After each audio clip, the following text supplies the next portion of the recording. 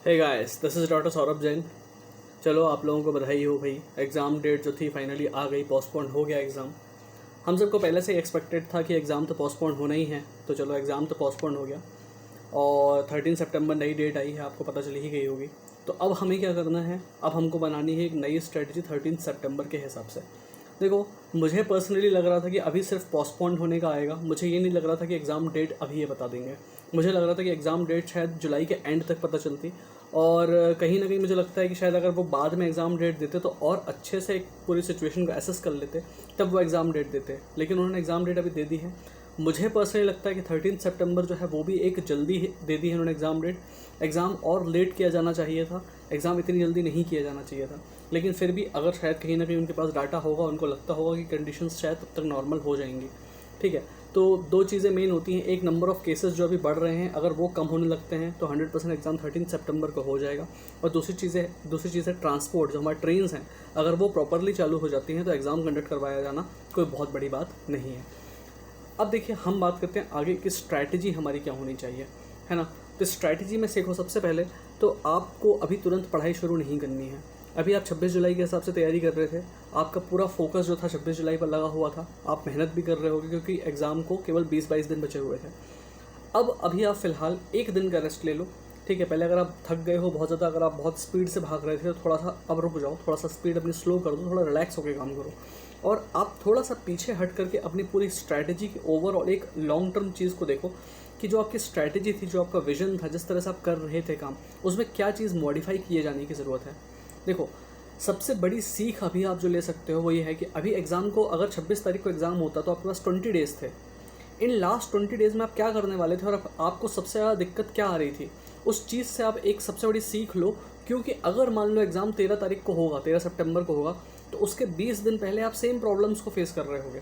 तो उससे बेटर है कि अभी सीख लेकर के इन चीज़ों को अभी ख़त्म कर दिया जाए, क्योंकि अभी हमारे पास 70 डेज़ का टाइम बचा हुआ है अब।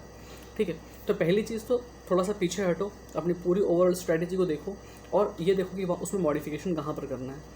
आपको सबसे बड़ा काम इस समय ये करना है कि अपनी पूरी स्ट्रैटेजी को आप नोट डाउन करो।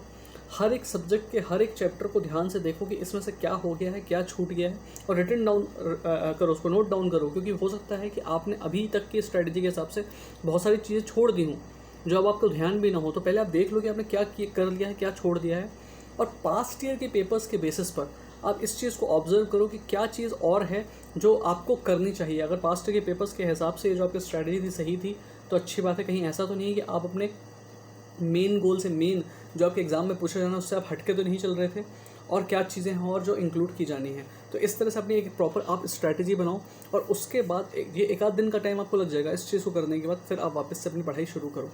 ठीक है, और देखो, आपकी मेन स्ट्रैटेजी की एक चीज़ ये होनी चाहिए कि अभी तक तो आप कर रहे थे, आपने थ्योरी कर ली होगी, फिर आप पेपर्स पे आए होंगे।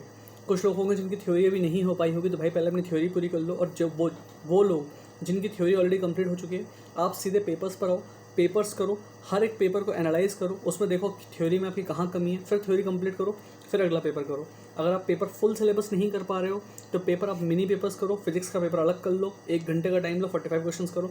केमिस्ट्री का पेपर अलग कर लो, 1 घंटे का टाइम लो, 45 क्वेश्चंस करो। और बायो का पेपर आप अपना अलग से 45 मिनट्स के अंदर 90 क्वेश्चंस करने की आप हैबिट डालो। इस तरह से आप मिनी पेपर्स भी कर सकते हो अगर आप एक पूरा फुल सिलेबस पेपर नहीं कर पा रहे हो तो।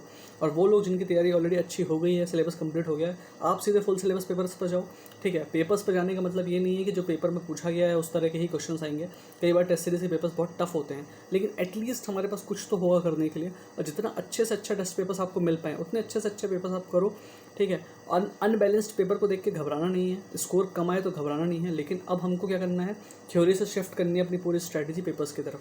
क्योंकि थ्योरी करने से आपका सिलेबस कंप्लीट होता है, पर कॉन्फिडेंस आपको पेपर देने से ही आता है।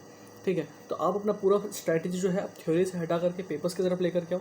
अगर थ्योरी छूट गई तो पहले थ्योरी कंप्लीट करो, और अगर आपकी थ्योरी अब हो गई थी अभी तक की, तो अब आप पूरी दम लगा दो, पूरी जान लगा दो पेपर्स करने में। ठीक है, जहाँ दिक्कत लगे थ्योरी की, फिर उसको हाथों हाथ करते जाओ।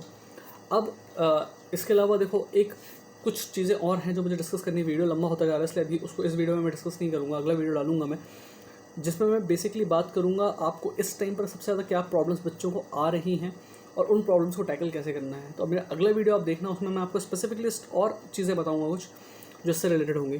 Thank you.